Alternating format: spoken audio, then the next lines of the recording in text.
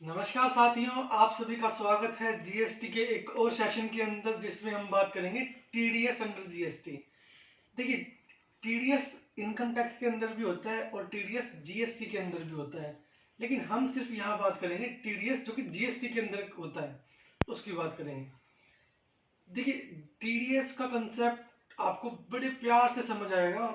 आप मेरे एग्जाम्पल के साथ फ्लो में चलिएगा, ध्यान से सुनिएगा जी।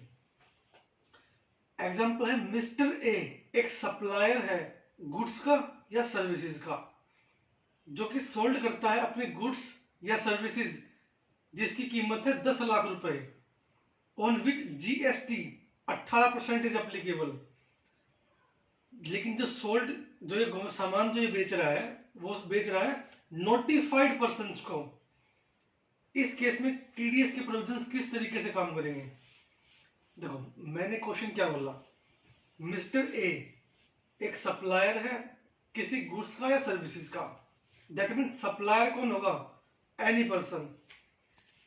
सप्लाई कर रहा है गुड्स या सर्विसेज की, किसे कर रहा है? To notified persons. तो सप्लायर कौन होगा? Any person. और रेसिपिएंट कौन होगा? Notified persons. मिस्टर ए ने सप्लाई करी 1 लाख रुपए के गुड्स की, जिसपे 18% का जीएसटी लगता है। सेल किसको कर रही है? नोटिफाइड पर्संस को। इस केस में टीडीएस के प्रोविजंस किस तरीके से काम करेंगे वो समझेंगे हम। आपको एग्जांपल समझ आ गया हो तो एक बार हम आगे बढ़ते हैं। देखिए, होता क्या है, सप्लायर है मिस्टर ए, रेसिपिएंट है नोटिफाइड रेसिपिएंट।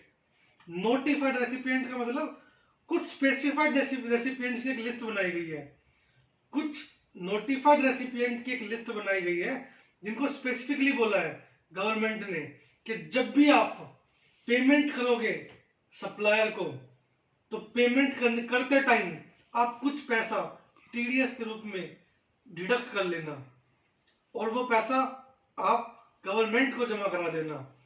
इस मैकेनिज्म को बोलते हैं टीडीएस। कौन डिडक्ट करता है? जो पेमेंट करता है, वो भी नोटिफाइड रेसिपिएंट होना चाहिए। ठीक है जी।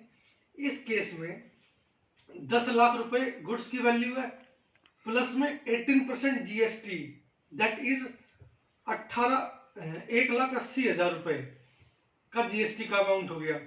तो जो रेसिपिएंट है वो 10 लाख रुपए का 2% का अमाउंट डिडक्ट कर लेगा, जो कि आएगा आपका 20,000 रुपए।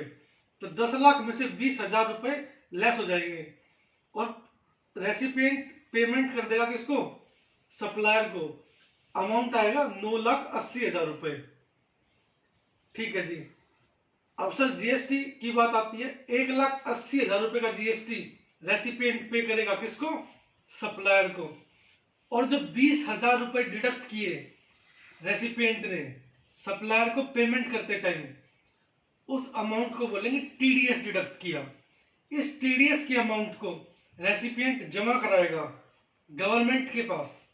जैसे ही सप्लायर जमा कराएगा इस अमाउंट को गवर्नमेंट के पास, गवर्नमेंट इस अमाउंट को सप्लायर के इलेक्ट्रॉनिक कैश लेजर के अंदर क्रेडिट कर देगी, और सप्लायर इस इलेक्ट्रॉनिक कैश लेजर के पैसे से किसी भी लायबिलिटी की पेमेंट कर सकता है। तो क्या आपको ये एग्जांपल समझ आया? अगर आपको ये एग्जांपल समझ आया तो हम आगे बढ़ते हैं। हमने पढ़ा सप्लायर कौन होगा इस केस में? Any person. रेसिपिएंट कौन होगा? Notified recipient.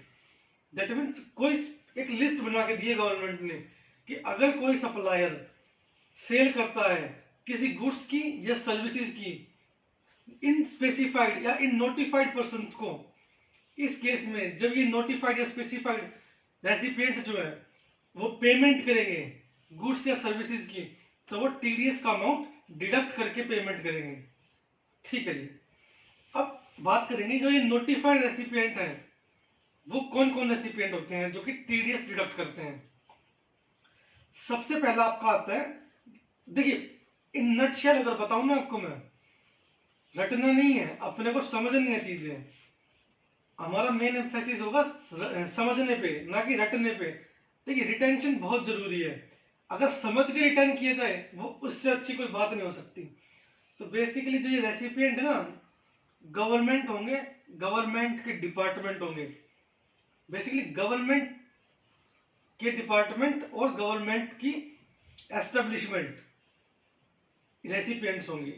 एक बार लिस्ट पढ़ लेते हैं कौन कौन से होंगे।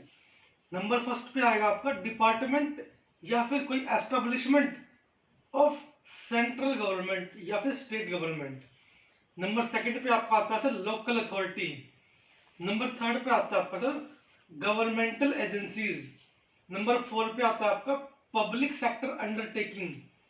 नंबर 5 पे आता है आपका society which is established by central government या फिर state government under society act.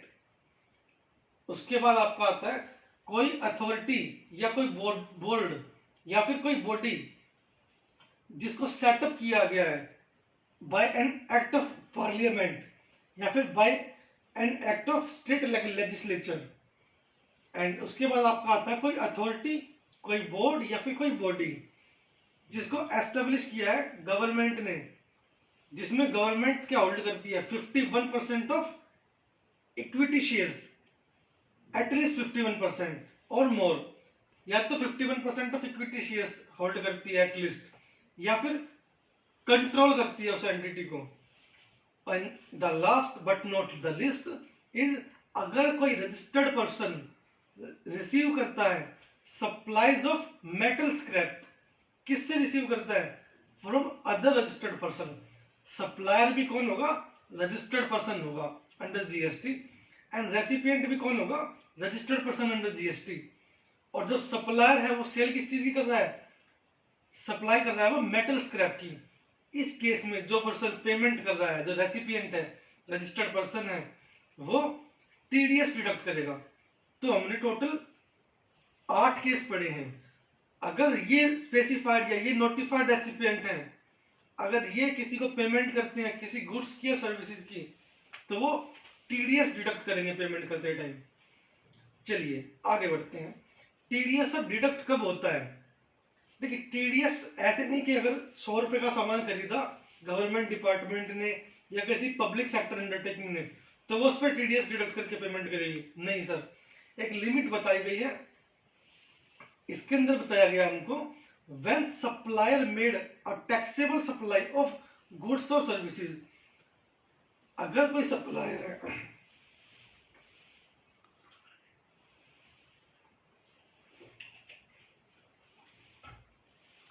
अगर सप्लायर जो गुड्स या सर्विसेज सोल्ड करता है किसको? नोटिफाइड रेसिपिएंट को, अगर वो टैक्सेबल है अंडर जीएसटी के अंदर, तभी लगेंगे ये प्रोविजंस।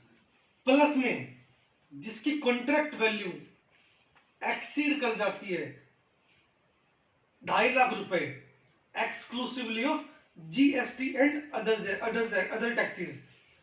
कहने का क्या मतलब है? अगर सप्लायर कोई गुड्स या कोई सर्विसेज सेल करता है किसको? नोटिफाइड रेसिपिएंट को, और जो गुड्स या सर्विसेज इसने सेल करी है वो टैक्सेबल है अंडर जीएसटी में, और जो गुड्स या सर्विसेज सोल्ड करी है सप्लायर ने नोटिफाइड रेसिपिएंट को, उसमें कॉन्ट्रैक्ट वैल्यू अगर एक्सीड कर जाती है 2.5 लाख रुपए के अमाउंट से, जीएसटी एंड अदर टैक्सेस का अमाउंट को एक्सक्लूड करके, इस केस में जो रेसिपिएंट है जब पेमेंट करेगा सप्लायर को, तो वो टीडीएस डिडक्ट करेगा। ध्यान देना, मैंने कॉन्ट्रैक्ट वैल्यू बोली है, ना कि इनवॉइस वैल्यू। एक एग्जांपल से इस बात को क्लियर करते हैं एक बार। मिस्टर ए सप्लायर है ऑफ लैपटॉप, सप्लाई करता है laptop to UP government, that is government को कर रहा है, या फिर department of UP government, state government हो गई आपकी यूपी गवर्नमेंट, जिसकी कॉन्ट्रैक्ट वैल्यू है 1 करोड़ रुपए, exclusively of GST and other taxes. इस केस में कॉन्ट्रैक्ट वैल्यू एक्सीड करती है 2.5 लाख रुपए के अमाउंट को, और साथ में जो सप्लायर ने गुड्स सोल्ड करे किसको? यूपी गवर्नमेंट को, वो टैक्सेबल है अंडर जीएसटी के अंदर। इस केस में जब भी रेसिपिएंट सप्लायर को पेमेंट करेगा, तो उस पेमेंट में से टीडीएस के नाम से अमाउंट डिडक्ट करके गवर्नमेंट को गवर्नमेंट के जीएसटी टीडीएस के पोर्टल पर जमा करा देगा, और पोर्टल पर जमा कराने के बाद गवर्नमेंट उस अमाउंट को सप्लायर के ई कैश लेजर के अकाउंट में क्रेडिट कर देगी। चलिए, हमने बोला एक अमाउंट डिडक्ट करेगी रेसिपिएंट, तो कितना अमाउंट डिडक्ट करेगा रेसिपिएंट? इसमें आएगा रेट ऑफ टीडीएस। टीडीएस का रेट क्या है? अगर जो सप्लाई है वो इंट्रा स्टेट है, विद इन द स्टेट है, तो 1% सीजीएसटी एंड 1% एसजीएसटी का अमाउंट डिडक्ट होगा। लेकिन अगर जो सेल है वो इंटर स्टेट है, एक स्टेट से दूसरे स्टेट में सेल हुई है, इस केस में रेट हो जाएगा आपका 2% of IGST. That means 2% IGST होगा हमारा। चलिए आगे बढ़ते हैं। सम इंपॉर्टेंट पॉइंट्स, कुछ केसेस हैं जहां पर कभी भी टीडीएस डिडक्ट नहीं होगा, चाहे टैक्सेबल गुड्स की सेल करता हो, चाहे कॉन्ट्रैक्ट वैल्यू एक्सीड करती हो 2.5 लाख रुपए से एक्सक्लूसिव ऑफ जीएसटी। इन सभी केसेस के अंदर हम टोटल 6 केस डिस्कस करेंगे। यहाँ पर कभी भी क्या नहीं होगा, टीडीएस के प्रोविजंस नहीं लगेंगे। चलिए, पहला केस है, अगर सप्लायर सप्लाई करता है रेसिपिएंट को एग्जम्प्ट गुड्स एंड सर्विसेज की। एग्जम्प्ट गुड्स एंड सर्विसेज कौन से होते हैं? जो कि जीएसटी में एग्जम्पशन चैप्टर से एग्जम्प्ट कर दिए गए हैं, उन पे कोई भी जीएसटी नहीं लगता। चलिए, नंबर सेकंड पॉइंट आपका बात करता है, अगर टैक्सेबल गुड्स की सेल की है सप्लायर ने रेसिपिएंट को, लेकिन जिसकी contract value up to 2.5 lakh रुपए है, अगर 2.5 लाख रुपए तक के टैक्सेबल गुड्स एंड सर्विसेज की सेल की है सप्लायर ने रेसिपिएंट को, इस केस में भी कोई टीडीएस का अमाउंट डिडक्ट करने की जरूरत नहीं होगी। नंबर 3 केस होगा, अगर सप्लायर क्या है, अनरजिस्टर्ड। अगर सप्लायर कौन है, अनरजिस्टर्ड, तो भी टीडीएस डिडक्ट करने की लायबिलिटी नहीं आएगी। क्यों नहीं आएगी सर? देखिए, रेसिपिएंट ने टीडीएस डिडक्ट किया और गवर्नमेंट को पोर्टल पे जमा करा दिया। अब गवर्नमेंट उसके सप्लायर के ई कैश लेजर में अमाउंट क्रेडिट करेगी। अरे सप्लायर अगर रजिस्टर्ड ही नहीं होगा तो सप्लायर के ई कैश लेजर में अमाउंट डिपॉजिट कैसे होगा? दैट मीन्स सप्लायर अगर अनरजिस्टर्ड है तब भी जीएसटी में टीडीएस के प्रोविजंस एप्लीकेबल नहीं होंगे। नंबर 4 केस है, व्हेन सप्लायर सप्लाइज, ये सप्लायर है, ये सप्लाई करता है those goods and services to notified recipients on which recipient is liable to pay tax under RCM basis. अगर रेसिपिएंट रिवर्स चार्ज मैकेनिज्म में टैक्स पे करता है उन गुड्स एंड सर्विसेज पे जो सप्लायर सोल्ड करता है टू रेसिपिएंट, तो भी जीएसटी में टीडीएस के प्रोविजंस एप्लीकेबल नहीं होंगे। इस केस का लॉजिक क्या है? देखिए, जीएसटी के अंदर टीडीएस के प्रोविजंस लाए गए ट्रांजैक्शन को ट्रेस करने के लिए। इस केस में जब रेसिपिएंट खुद ही जीएसटी की पेमेंट कर रहा है तो ट्रांजैक्शन तो ऑलरेडी ट्रेसेबल है, इस केस में भी टीडीएस के प्रोविजंस नहीं लगेंगे। अगला केस आपका आता है, जब location of supplier and place of supply chapter के अंदर पढ़ेंगे हम, लेकिन यहाँ पर याद रखेंगे कि location of supplier and place of supply वो तो आपके सेम स्टेट के अंदर है, लेकिन location of recipient another state में है। इस केस में भी टीडीएस के प्रोविजंस एप्लीकेबल नहीं होंगे। लास्ट आपका, अगर सप्लायर भी नोटिफाइड एंटिटी है और रेसिपिएंट भी नोटिफाइड एंटिटी है, कौन नोटिफाइड एंटिटी? जो हमने पढ़ी थी पीछे पे लास्ट टाइम, क्या पढ़ी थी हमने? डिपार्टमेंट ऑफ सेंट्रल गवर्नमेंट या स्टेट गवर्नमेंट है, पब्लिक सेक्टर अंडरटेकिंग है, इस तरीके से। अगर सप्लायर कौन है? नोटिफाइड एंटिटी, एंड रेसिपिएंट भी कौन है? Notified entity. इस केस में कोई भी टीडीएस नहीं कटेगा, कोई भी टीडीएस डिडक्ट नहीं होगा। इसकी एक एक्सेप्शन है। क्या एक्सेप्शन है सर? अगर सप्लायर है मेटल स्क्रैप का और सप्लाई करता है किसी नोटिफाइड रेसिपिएंट को, इस केस में टीडीएस लगेगा। ओके, चलिए, टीडीएस की बात होती है, टीडीएस ऑन एडवांस पेमेंट। अगर रेसिपिएंट किसी सप्लायर को, नोटिफाइड रेसिपिएंट की बात कर रहे हैं बेसिकली, नोटिफाइड रेसिपिएंट अगर किसी सप्लायर को एडवांस पेमेंट दे देता है तो क्या उस एडवांस पेमेंट करते टाइम भी टीडीएस डिडक्ट होगा? हाँ जी, एडवांस पेमेंट करते टाइम भी टीडीएस डिडक्ट होगा। चलिए आगे बात करते हैं रजिस्ट्रेशन टू डिडक्ट टीडीएस। देखिए टीडीएस कौन पर्सन काटता है, कौन पर्सन डिडक्ट करता है, रेसिपिएंट डिडक्ट करता है।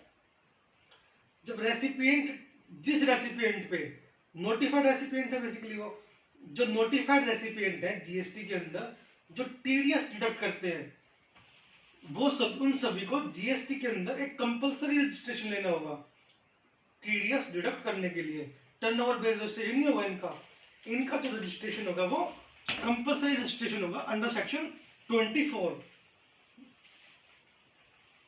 चलिए देखिए जैसे ही रेसिपिएंट ने टीडीएस डिडक्ट किया, टीडीएस डिडक्ट कराने के बाद रेसिपिएंट जिस महीने में टीडीएस डिडक्ट किया उससे नेक्स्ट महीने की, अगले महीने की 10 तारीख तक उसको जमा करा देगा बाय फाइलिंग जीएसटी की return under TDS, that is GSTR